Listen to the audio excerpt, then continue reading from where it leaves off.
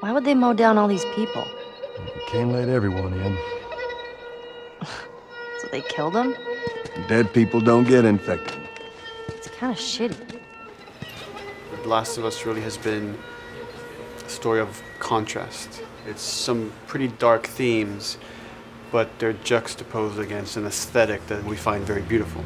That contrast is visual, but it's also in the environment. The world we decided was actually its own character.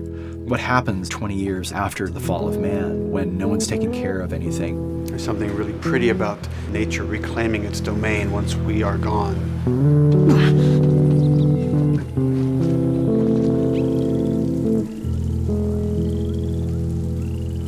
So everything we're doing in the environments is relating back to what you should be feeling in the story or what's happening to these characters. You as a player, you as Joel, you can look at these things and reflect about how much we've built and what we've lost.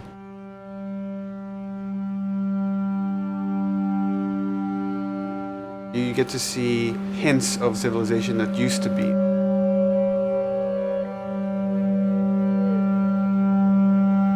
Each level has, a lighting artist, a modeler, and a texture artist, and we all work together.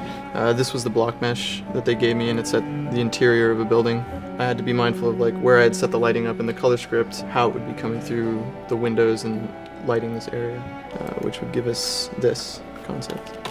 I keep everything on separate layers, so say if they don't want the guys in the concept, I can take them out, or if they don't want the closet there, I can take that out really easily. Keep everything really flexible. Well, Naughty Dog, we really try to cultivate a culture where anybody is encouraged to criticize anybody else's works. And we find that the more we do that, the better the game gets. We don't have a lot of meetings because most of the meetings are you and two other people hanging out at somebody's desk. If you need something to get done, you just go find that person and you talk to them about it. So, dude, I was actually trying to figure out right here, there should probably be some dead foliage. It might be cool to see some of the dead stuff around the edges of the green or even spilling out into the street. Maybe what we do is, in some of these areas, we use it as a transition from the actual concrete up to the side of the building. So they're almost sitting on top of a bed of dead foliage, that really rich kind of orangey brown color. Sienna or something would be nice. Something real cheddary. That's how you know you're done. The end product often ends up being stronger because that bouncing back off somebody else gives you a result that maybe you wouldn't have even thought of in the first place. All right, here's the bridge. That's our way out of here. Mandatory evacuation. Evacuate to where? What do you think? Quarantine zone. See, some places got a heads up before the infection showed up. Most didn't. We consciously take in consideration lighting in the beginning. I've never ever focused so much on lighting and how much sensitivity there is to that here. Did you talk to the character artist about her hand? So her face is getting a lot of speck, but then her arm is just bone dry.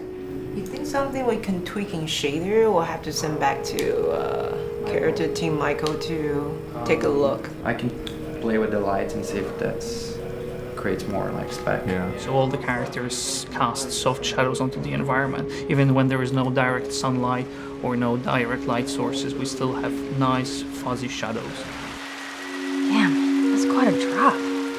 If you shine a light on a red wall, it will bounce the red lighting on the whole environment, making it red. Everything should have a bounce lighting. Otherwise, the world is gonna feel dry and unrealistic.